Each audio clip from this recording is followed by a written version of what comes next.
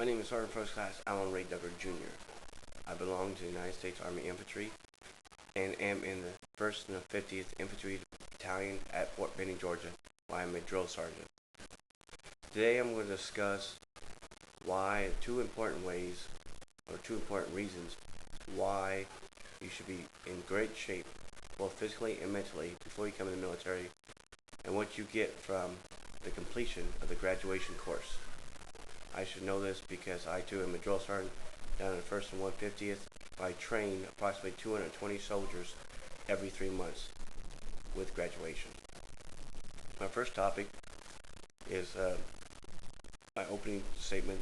It's like you've seen them on TV, you've seen them jumping out of airplanes about 10,000 feet. It's called Halo, the high altitude, low oxygen jump. You've seen them coming up from the water, all camouflaged during the night or during dusk or dawn, with their M16 or M4 ready to fight. You've also seen them on TV, on the news, as far as, doing combatives and combating other individuals like our terrorism that we have every day.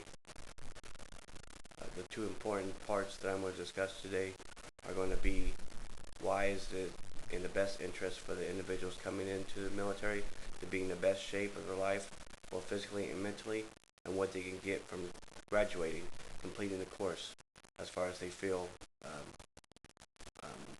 the values that they take from graduating the course.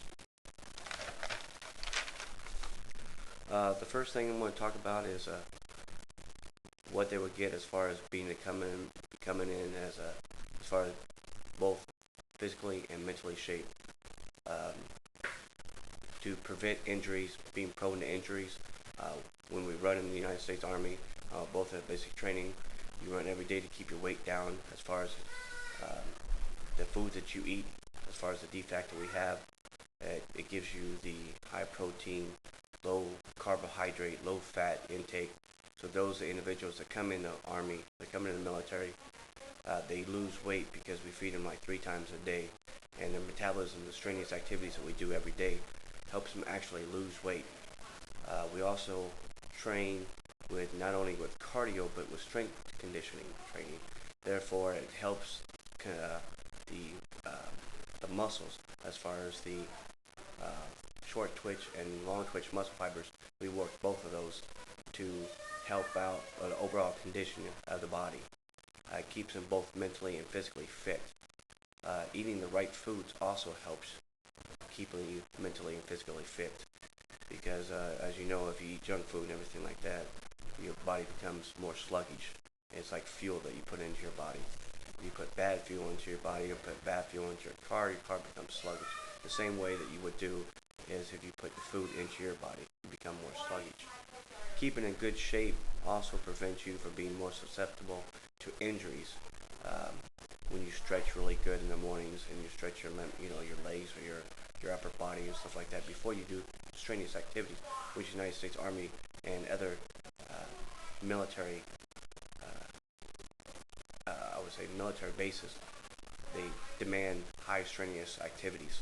You stretch in the morning and before the exercise, you're less susceptible to injuries. Next thing we'll go into is my next topic is the completion of graduation. Once the soldier completes the graduation, the individual completes the graduation, he comes out. What the Army teaches him in those 14 weeks or so is the values, Army values, like loyalty, duty, respect, selfless service, honor, integrity, and personal courage. It makes the individual a better person on the outside because of the tasks and missions that we do during the Army. It takes a lot of strain on the soldier. It takes a lot of strain on the individual civilian, turning him into a soldier. He can perform tasks he's never did before in his life. Conquer fear of heights, conquer fear of water, conquer fear of, you name it, becoming under fire, firing alongside another battle buddy, running up and down the course as a fire team with live rounds. Individuals never done this before in their life. It teaches them how to freaking work as a team with cohesion and a little esprit de corps. It gives them confidence. This all together makes us turns a civilian actually into a United States Army infantry soldier.